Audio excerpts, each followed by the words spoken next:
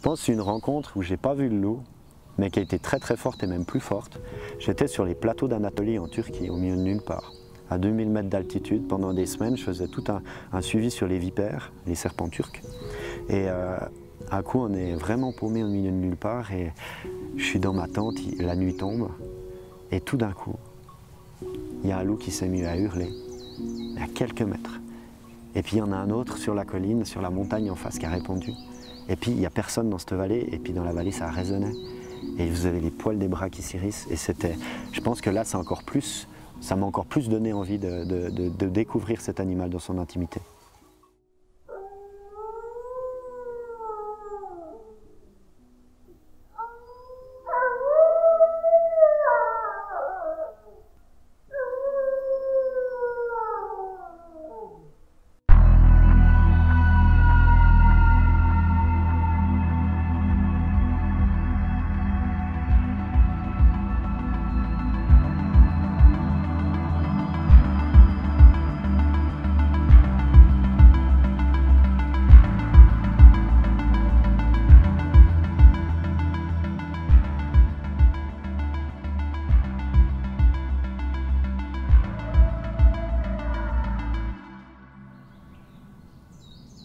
Je m'appelle Julien Régamet, je suis photographe animalier.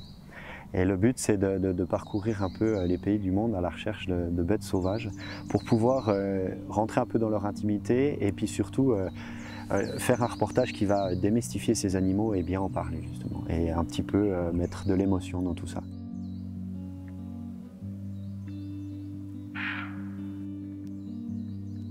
Et actuellement, je travaille sur le loup, sur le Jura vaudois, qui est un gros sujet justement sur tout ça, et relativement compliqué, mais on avance à grands pas. La nature, c'est un gros échappatoire pour moi. J'aime bien me retrouver avec moi-même, et puis d'être dans cette intimité du monde sauvage, que ça soit la sortie de la loge d'une chouette Tegman qui sort et puis qui vous regarde juste avant la tombée de la nuit, qui est juste extraordinaire, ou une rencontre d'un renard qui mulotte tranquillement dans un champ. Ça, c'est déjà magnifique. Puis avoir la chance de pouvoir passer un moment d'intimité avec, comme on dit, les grands prédateurs chez nous, loup et lynx, je trouve que c'est une chance inouïe.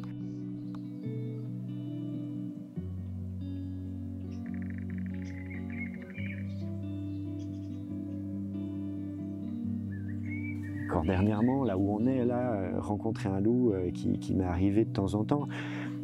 Je suis en train de faire mes images, je tremble comme un gamin, j'ai les poils qui s'hérissent, j'ai ma voix qui s'accélère comme une première fois, quoi, je sais pas moi. C'est un truc qui est tellement extraordinaire. Le truc, c'est que je me mets tellement une grande pression à me dire voilà, je veux cette rencontre, je veux la rencontre que peut-être tout le monde n'aura pas. Et c'est ça qui me fait me lever le matin, vraiment.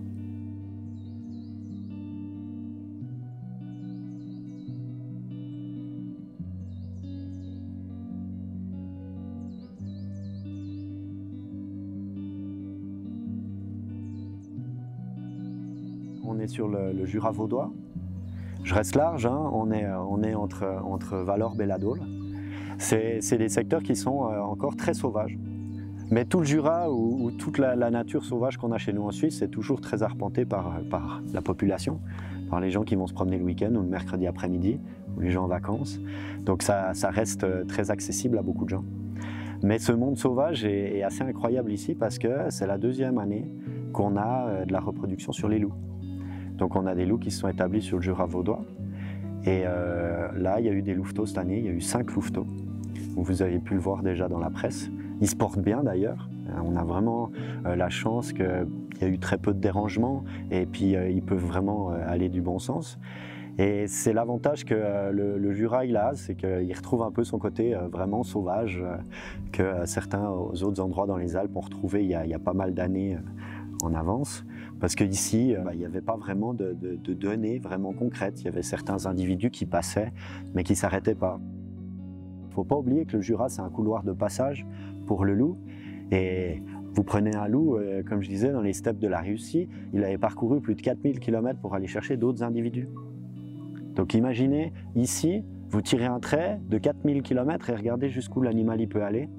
C'est assez incroyable pour trouver d'autres individus, pour pouvoir refaire une autre meute. Là, la meute, elle n'est pas grande, il y a 1 ou 2 individus, mais on a juste la chance que c'est la 2e année consécutive qui sont bien ici, qui ne sont pas trop dérangés, mais ils ne sont pas là toute l'année.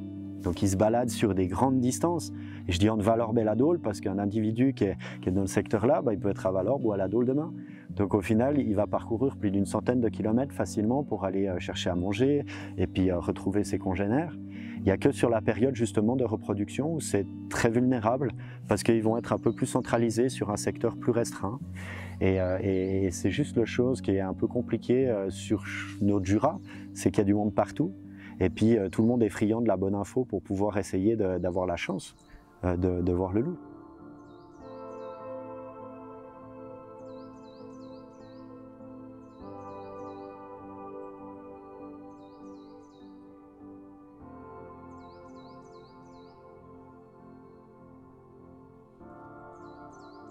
Au jour d'aujourd'hui, donner un décret pour tuer du loup, c'est bête. Parce qu'au final, comme je disais, si d'un coup vous tuez le mâle alpha d'une meute, ça va disloquer la meute. Alors on dira cool, ils sont partis. Mais oui, l'agriculteur qui est là, il n'a plus de problème. Par contre, les 10 autres agriculteurs qui auront chacun un loup qui n'a pas ses habitudes, qui n'est pas ancré à cet endroit-là, qui n'a pas ses terrains de chasse, il va devoir se réhabituer, il va voir des moutons, donc ça va être un opportuniste. C'est le problème qui est perpétuel. Donc au final, c'est pas en agissant comme ça, de tirer n'importe quel individu sans qu'il aille créer de dégâts, qui vont donner un message positif au loup. Comment vous voulez faire comprendre à un loup que vous avez tué l'autre, qui ne peut pas revenir, le lendemain il revient et il est obligé de bouffer, hein. Il va manger entre 5 à 10 kilos de viande par jour. Le seul moyen de lui passer un message, c'est de lui donner une mauvaise expérience régulière. Au final, là, si on fait justement des tirs d'effarouchement pour éviter que les animaux soient trop près, et puis s'il y a une attaque, faire ça, passer un message positif à l'animal, enfin négatif si on veut, pour qu'il se dise « je reviens plus là », et puis après il va associer les vaches et l'endroit à cette chose négative. Donc il va changer ses habitudes. Et ça, je pense que c'est beaucoup plus intelligent que de tuer un loup qui va créer plein d'autres problèmes.